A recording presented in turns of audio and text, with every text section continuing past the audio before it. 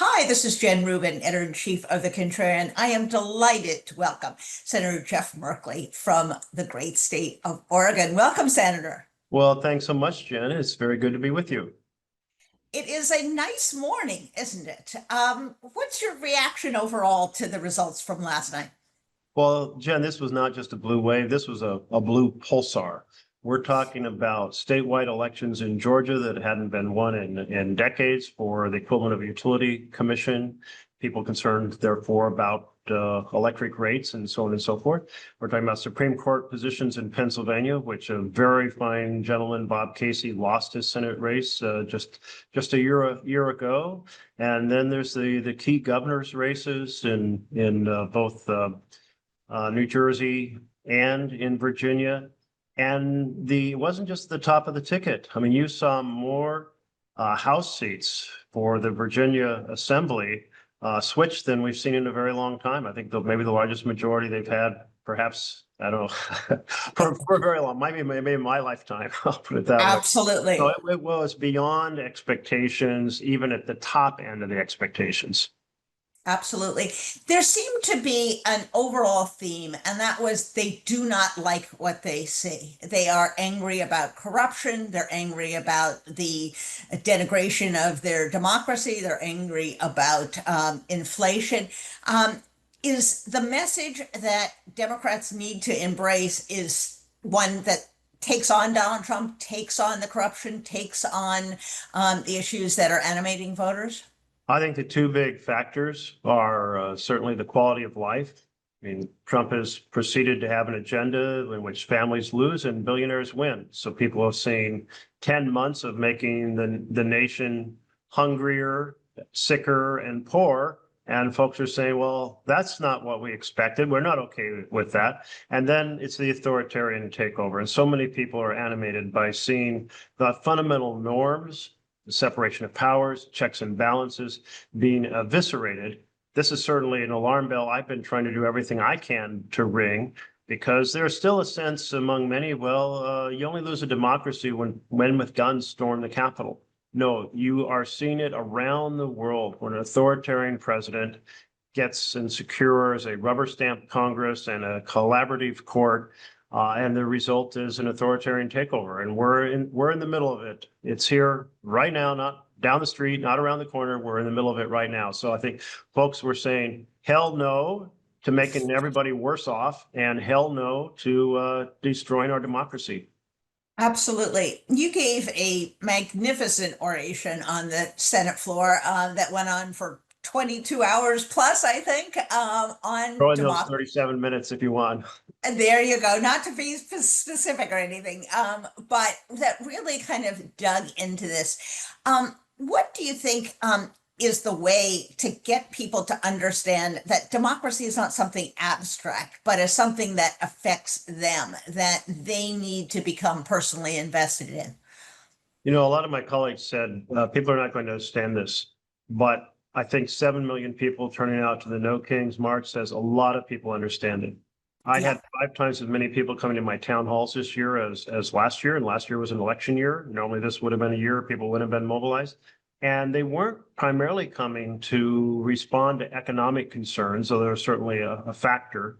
The primary impetus was, oh my goodness, what the hell's going on here? He just fired all the referees, the inspector general. He just filled his cabinet with loyalists who don't have the ability, the competency, the character to lead the departments they've been assigned to. Oh my goodness! What happened to the check and balance of the Senate, making sure that unqualified people don't get in to these key cabinet positions?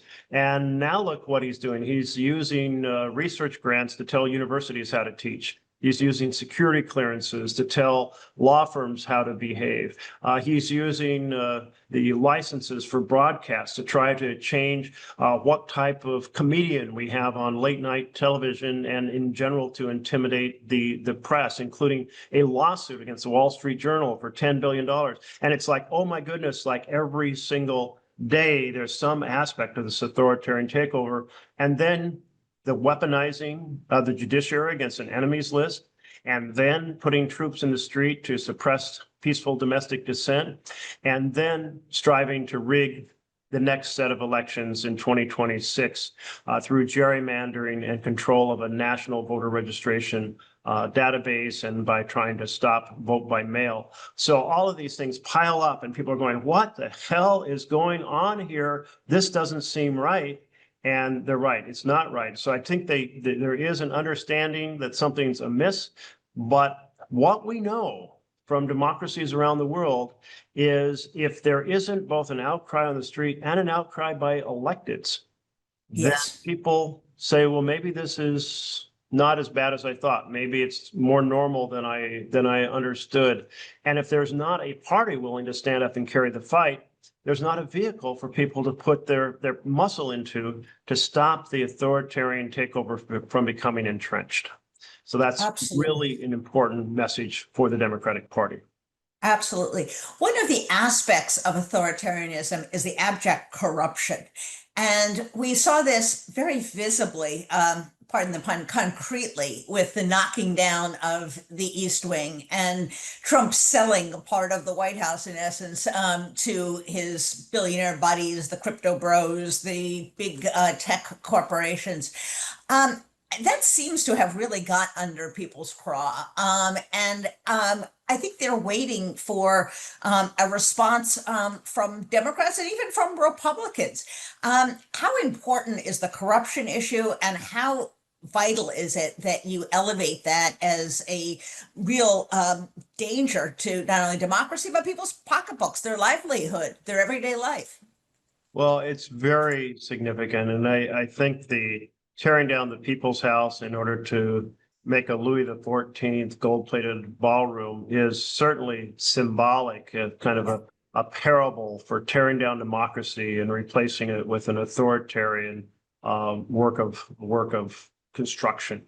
And people are going, wow, and like the law doesn't matter. They may not have been as upset as they should have been over the law when the inspector generals were fired and the law was not followed.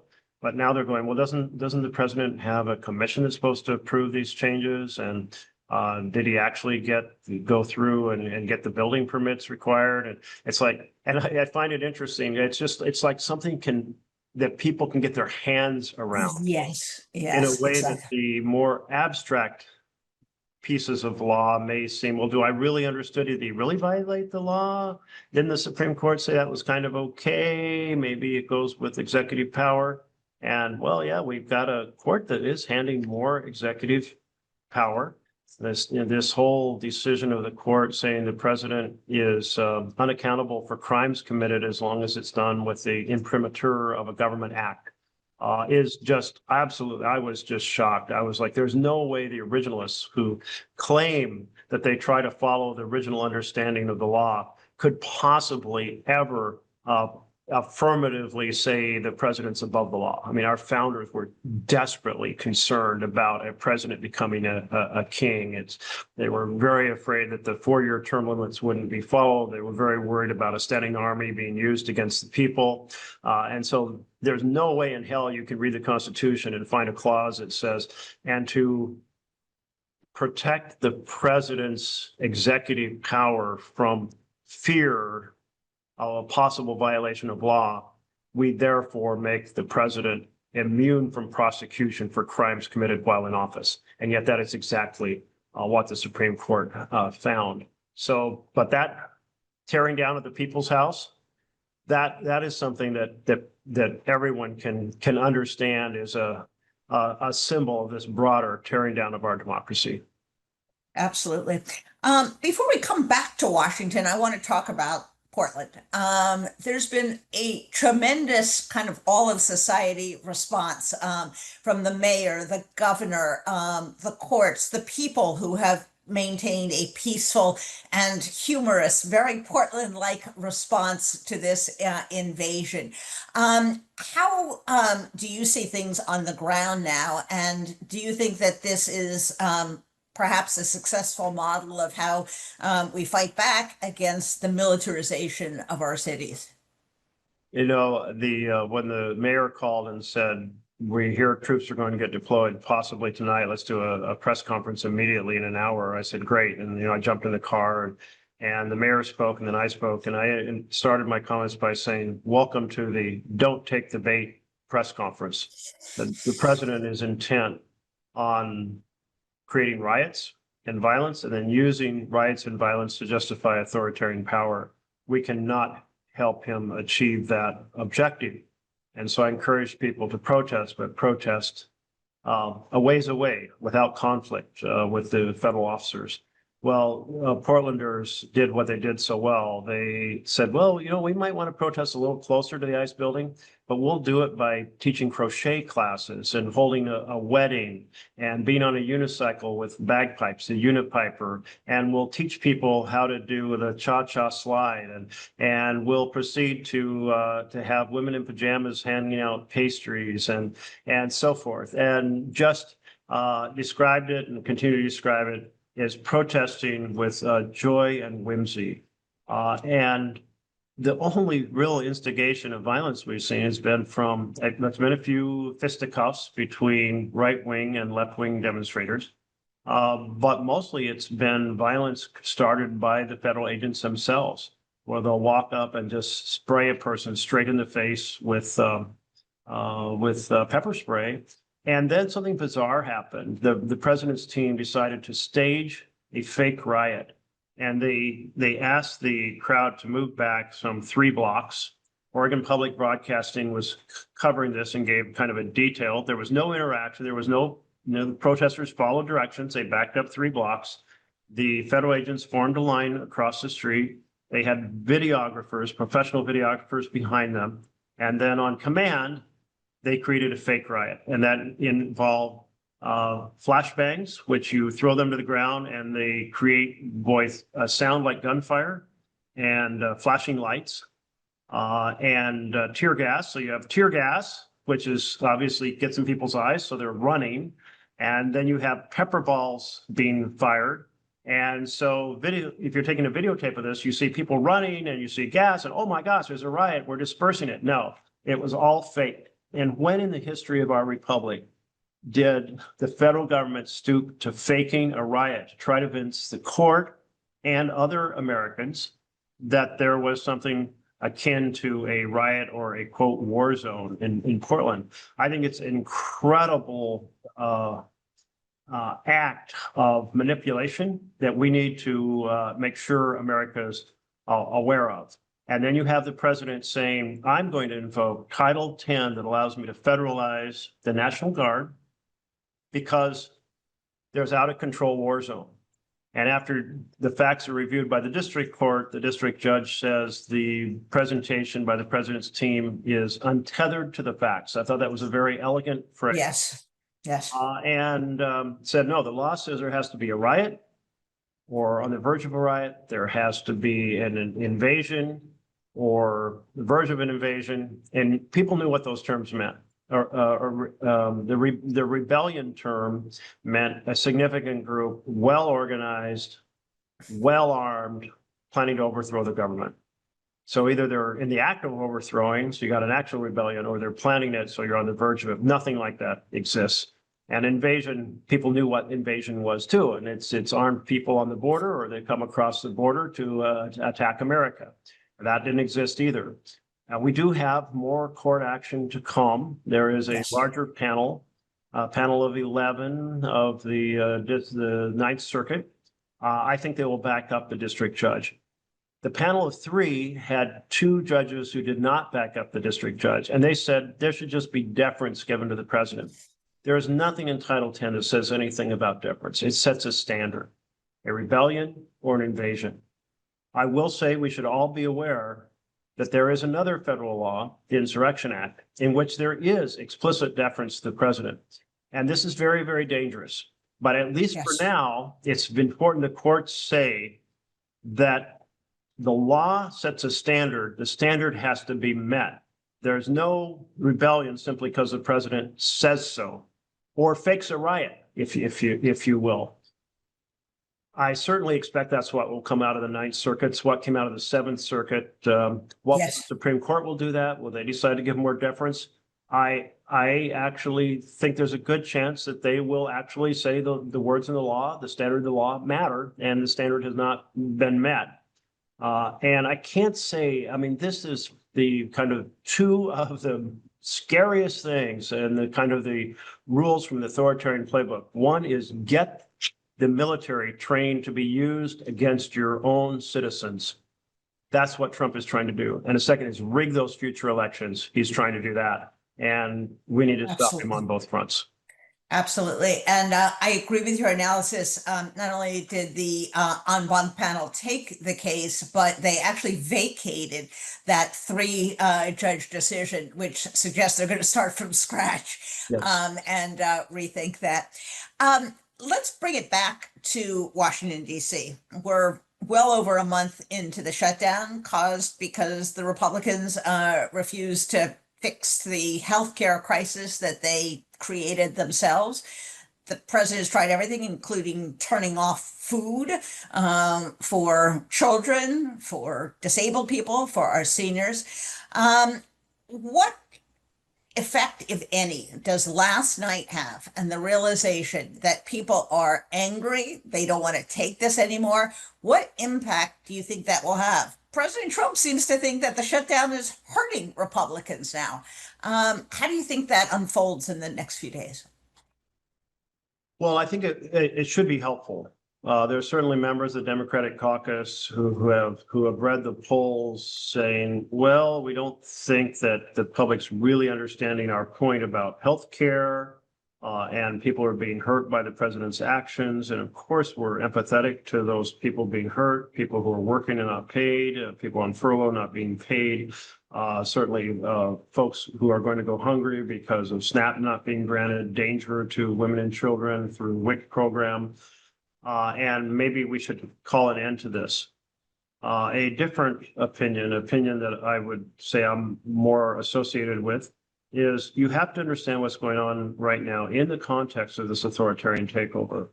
Yes. And so often in countries where the Congress proceeds to say, we're not sure that this is the moment to protest and oppose, so we'll wait for a better opportunity later. That greater opportunity doesn't come later. And the result is that the authoritarian power gets more entrenched. Having been defeated early on, when maybe things were actually in your favor, how likely are you to be the force that takes on the president later when things are less in your favor? So that makes this an important moment. And it is not the Democrats who are cutting off the food.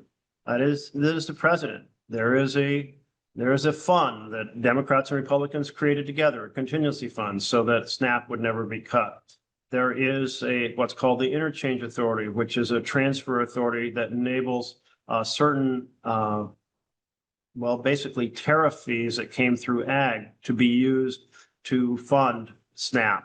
And there's plenty of money. Different estimates range from $16 billion to $23 billion that are in that fund. So there's certainly enough to make sure that people continue to get their full SNAP benefits.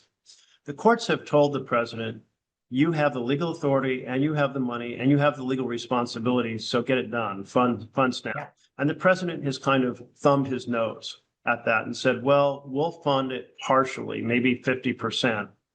And because that will require reprogramming of computers, a lot of states will have to change everything they do, all their calculations.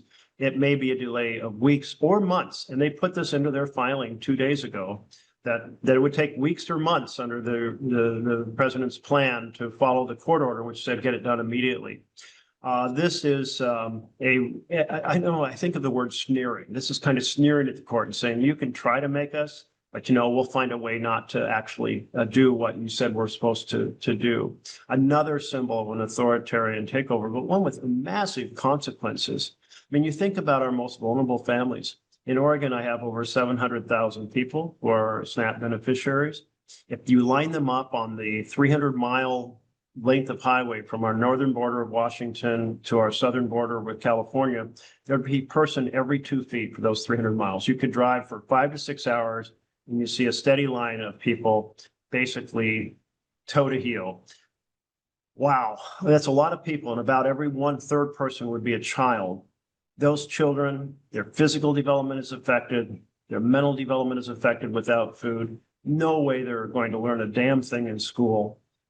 This is a horrendous attack on the health and welfare of our citizens, done voluntarily, deliberately by the president, saying he wants a bargaining chip in the shutdown negotiations.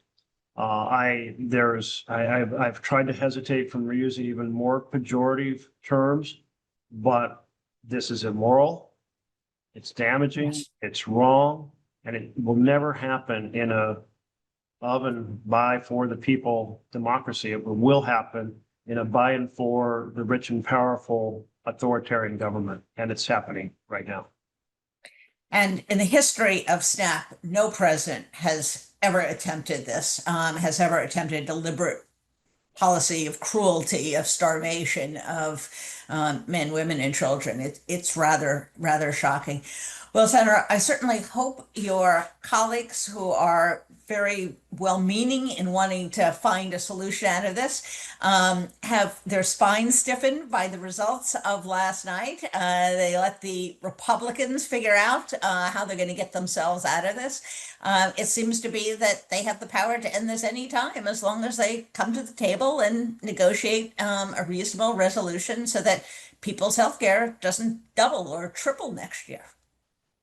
And it's such a modest request to say, let's keep the tax credits in place so that we don't have 20 million people facing an average doubling of their cost of health care.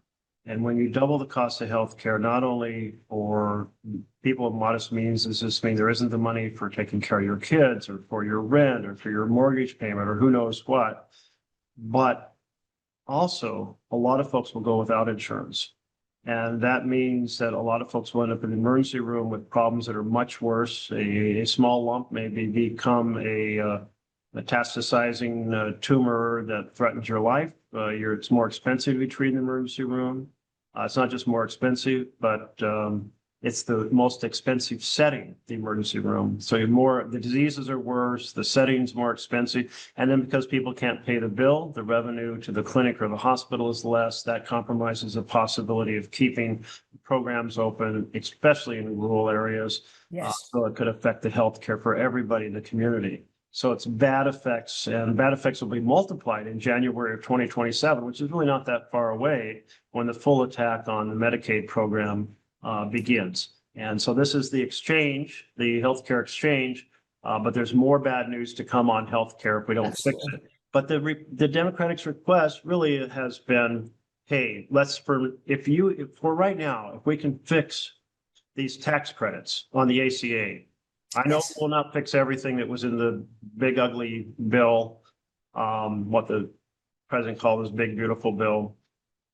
We're not fixing all of it, but the things that are most happening right now, let's just fix that. That's actually good for the Republicans because this is going to hurt them badly in the 2026 elections. So, and most of the beneficiaries of these tax credits, the bulk are in Republican states. So this is not Democrats fighting for blue states. This is Democrats fighting for American people throughout this nation, regardless of what party they belong to or how they're represented in the House and Senate. It's the right thing to do for the people in our nation.